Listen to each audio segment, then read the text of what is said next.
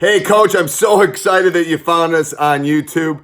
I've been coaching for 30 years, put a lot of videos up there for you to use. I hope you're enjoying them. Let me know how I can help you in this great journey. Coach, this guy, he's pretty good. I think he's playing for the Bucks this year. But let me help you. You know, I've been through it. I've won a lot of championships. You can see behind. Run one of the best high school programs in the country.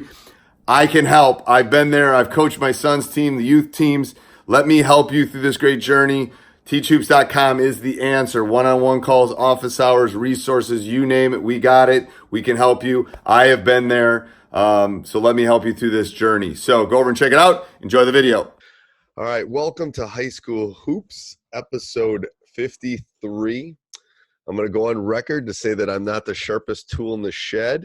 But after a year of doing this, I finally figured out that we should save some time, and Jake and I should do the intro together. So we're gonna save a little time.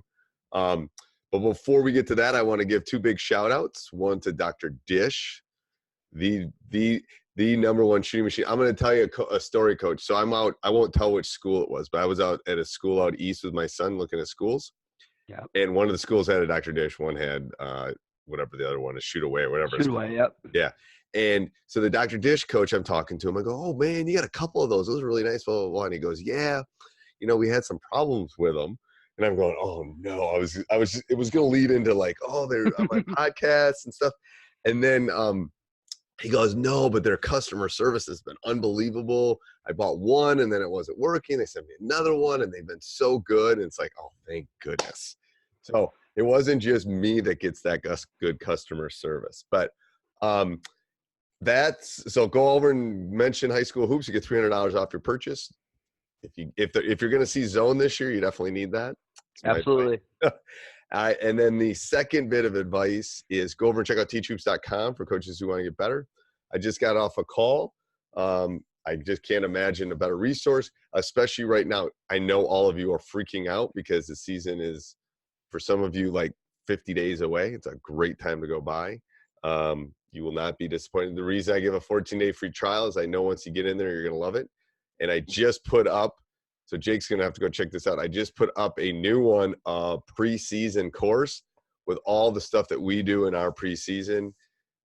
We do how we self-scout, how we map out the year, how we talk about nutrition, how we do our practicing, how we do conditioning, how we do weights and sleep and all sorts of stuff. Everything we do preseason, I'm still adding to it, but we put in there. It's really awesome. So I'm patting myself on the back because it took about a month to get it done. All right, so go check that out. All right, so to the episode 53, as my iWatch goes off. What is episode 53, Coach? So 53 is just going to be a series of 4 series in a row related to all preseason, which totally connects probably a lot of things that we'll be talking about. Connects to a lot of things you probably are discussing in Teach Hoops as well. So a bunch of opportunities to get more resources connected to things we're already talking about. I'm assuming that a lot of those things you can find on the website as well. And if you have any more questions regarding some of the things we talk about preseason, feel free to contact us and ask more questions. So our big topic today is preseason conditioning. How have you done that in the past? What things have worked well? And how do you get your players to condition themselves before the season starts? Because, you know, you've got to be more in basketball shape before you even start the season, because your body's going to wear and tear. And I think it's super important to get these kids ready to go before even they start the first day of practice. Right. So here's this. I'm going to go on my soapbox for a couple of minutes. First of all, I believe in. We've already done a podcast on multi-sport athletes. Believe in them. I think they're awesome. You should do it. My son's one. Check. Okay. Yep. You'll love this. So I coach volleyball. My son plays volleyball. Third day of practice, I go, you're out of shape. He goes, yeah, I'm really out of it. Because every sport, and he's in basketball shape, I think, but he's not in volleyball. It's a different kind of shape and it's more of a leg shape than a conditioning one. But, then they're asking me for ice baths and stuff. But, and then especially if you're a cross country runner or you're a football player or whatever sport, maybe you have a girl swimmer and she's also a basketball player, whatever. Those are all great. They should do them. They're working on one specific system, but none of those systems really correlate well. Probably volleyball is one of the closer ones really correlate well with basketball conditioning, which is a slow, fast, stop, slow, fast. You think about a football game, they got to go fast for 10 seconds and then they get, how many, like 30 seconds, 40 seconds to rest. In a basketball game, it's that constant speed. So I think preseason conditioning is extremely important, and we're lucky our school does kind of a sports wide one where they work on all the systems. They work on lateral movement. They do all sorts of things, and it's an early morning thing. So not a lot of the false athletes don't do it, but it's a great way to get in shape, and especially those athletes that aren't playing fall sports that are going into basketball. Going and playing at the park or with your friends is not really getting you in shape.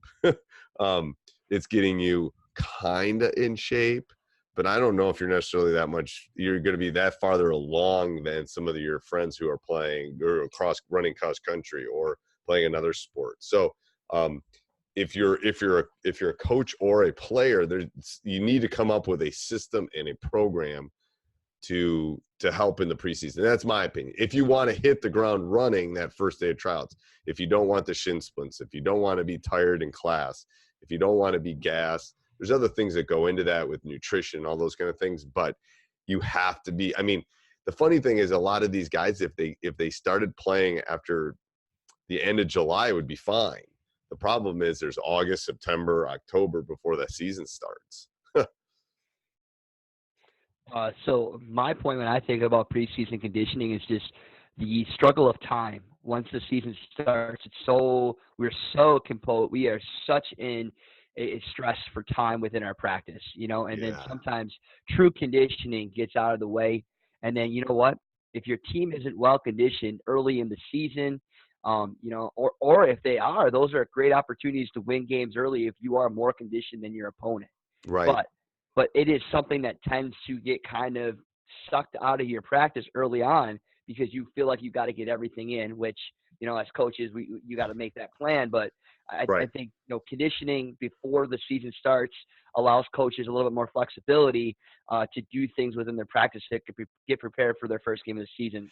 Well, so I think the whole why behind it, I think, in some respects, it increases the opportunity for a team to progress sooner than later. Yeah, I agree. I'm sorry, I didn't mean to interrupt, but I think there's lots of things.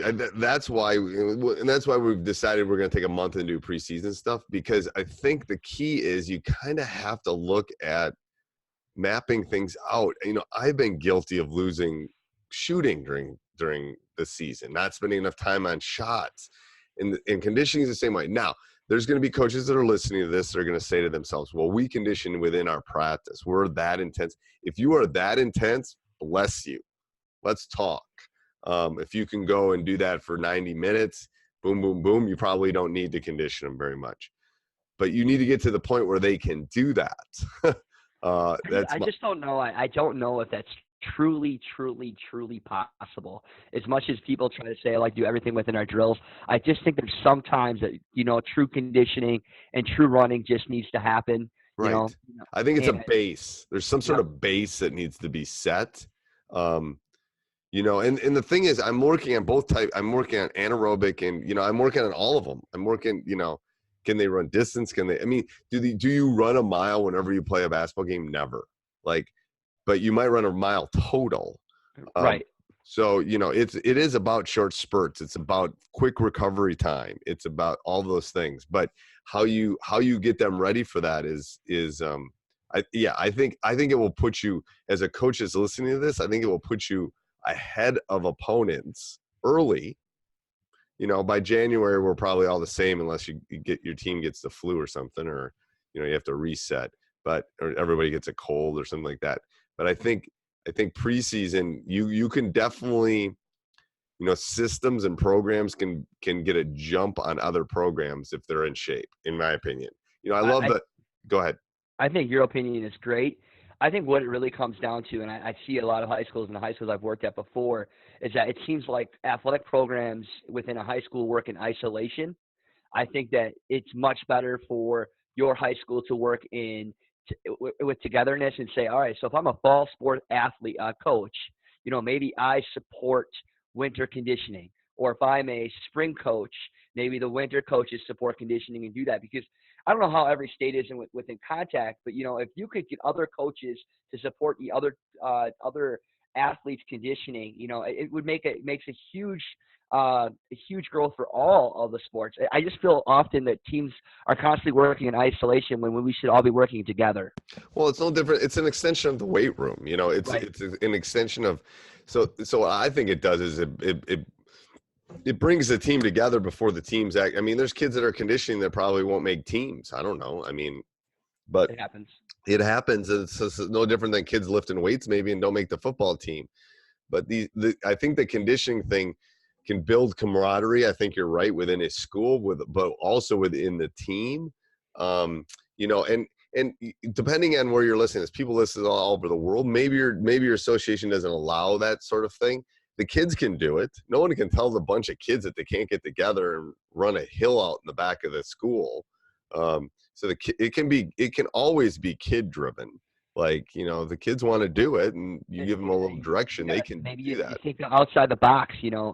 We're now in a generation where you can create videos very quickly of certain things you want kids to do, getting things out there. Utilizing their phones and so forth to be able to do things at the luxury of a quick touch of their phone. They'd be able to access different conditioning things Right. to make it very easy. It's about you and what you put in front of them, and then you got to constantly emphasize and encourage. You are what you emphasize within your program. So if you really emphasize preseason conditioning, it's got to be something that it's talked about over and over and emphasized all the time. Right. And the thing is, you can do hills like we're in Wisconsin, the Badgers do hills. And as you're running the hill, you see Purdue, and then you see Michigan State, you see signs. There's all sorts of creative ways to get the kids motivated to do these kind of things.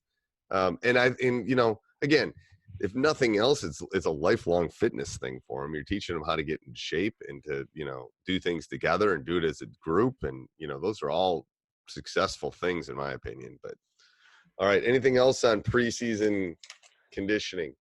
No, the full time out today, and I was at the gym today. Oh, you were? Good for you. I was, and I've been really working real hard. What is your suggestions for muscle recovery for your players? Muscle recovery. I'm a big ice bath guy. I love ice baths.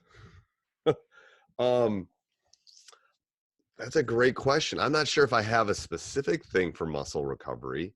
I'm definitely more conscious of how their bodies are feeling and talking to them about, their legs. Like I know like I was saying, my volleyball guys after Saturday's practice, I think they thought because we played 4 matches on Friday, then we practiced on Saturday.